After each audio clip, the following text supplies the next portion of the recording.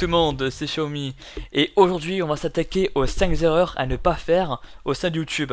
Alors sachez avant de commencer que mes sources viennent du plus grand network francophone au monde, c'est le network Wisdeo.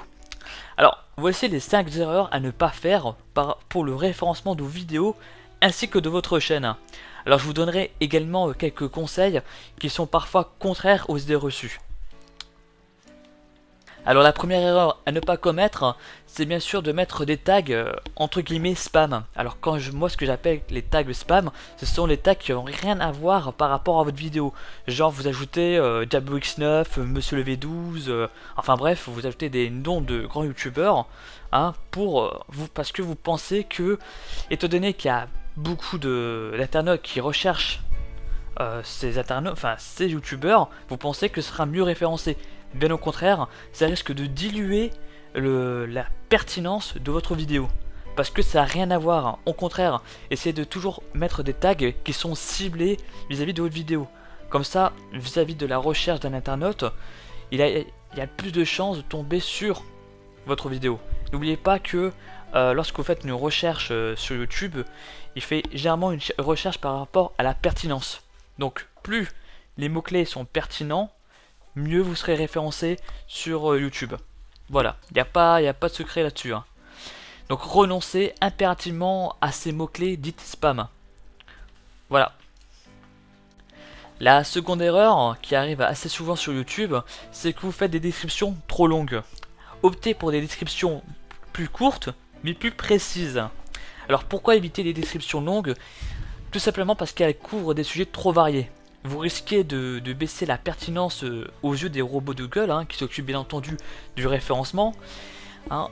Et de même, n'écrivez pas le texte de la vidéo en description, sauf, je dis bien sauf, hein, dans le cas où la vidéo est une musique. Donc vous pouvez bien entendu mettre les paroles, ça ce n'est pas un problème, ça c'est totalement logique. Mais évitez de mettre trop de mots dans la description, hein. Ça risque de trop varier et la pertinence risque d'être beaucoup plus dilué. La troisième erreur, c'est ce qui arrive également assez souvent, c'est que vous ne mettez pas assez de liens qui vous ramènent à vos vidéos. Parce que bon, certes, si vous participez à vos réseaux sociaux, essayez de faire un maximum de choses pour mettre des liens vers vos vidéos. Hein, essayez d'attirer un maximum d'internautes à visionner vos vidéos. Voire même que lorsque vous partez sur des forums, hein, essayez de gratter un maximum de possibilités pour refourguer vos liens. Hein. Pourquoi? Parce que plus il y a de liens vers vos vidéos, et mieux vous serez référencé sur Google ainsi que sur YouTube. Bah oui, parce que les liens extérieurs, hein, permettent également un meilleur référencement de vos vidéos. C'est qui est plutôt pas mal. Donc n'hésitez pas à essayer de mettre un maximum de liens sur autant de sites, autant de forums et surtout sur vos réseaux sociaux. Voilà. La quatrième erreur bon, c'est vrai que cette erreur là, généralement les personnes n'y pensent pas, moi-même également. Hein. Pourquoi? Tout simplement parce que on n'incite pas assez souvent les internautes à rester sur YouTube. On incite généralement les internautes à regarder sur Facebook ou sur notre Twitter à nous, hein, des informations, etc. Alors que, au contraire, il faut savoir que actuellement, les résultats des recherches prendront de plus en plus en compte la durée des vidéos regardées. D'ailleurs, vous avez pu remarquer que lorsque vous allez sur Google Analytics, eh ben, la durée du visionnage est également prise en compte. Parce que oui, dorénavant, YouTube prend en compte un référencement en plus, c'est-à-dire la durée du visionnage de telle ou telle vidéo. C'est assez compliqué dit comme ça, je vous comprends.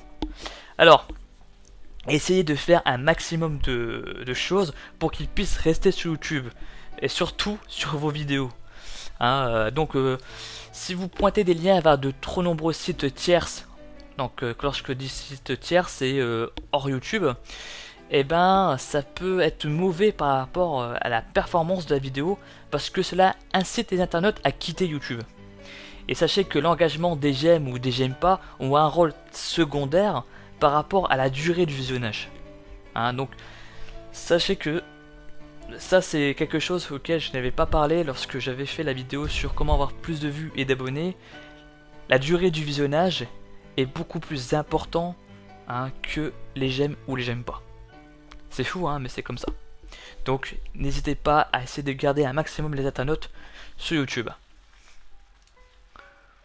Et la dernière erreur que beaucoup d'entre vous commettent, c'est que vous ne soignez pas assez bien la description de votre chaîne. Sachez que les premières lignes de la description d'une chaîne doivent être optimisées pour la recherche. Donc choisissez une description concise, un titre et un avatar de qualité bien entendu, qui mettent en avant le thème de votre chaîne, sans oublier les tags.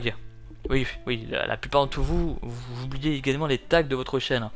Essayez également de mettre des tags qui soient au mieux précis, enfin au mieux référencés par rapport à votre chaîne.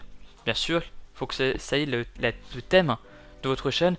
Et faites pas quelque chose de varié en mettant encore du Lady Gaga ou quoi, ok, ça sert à rien. Voilà.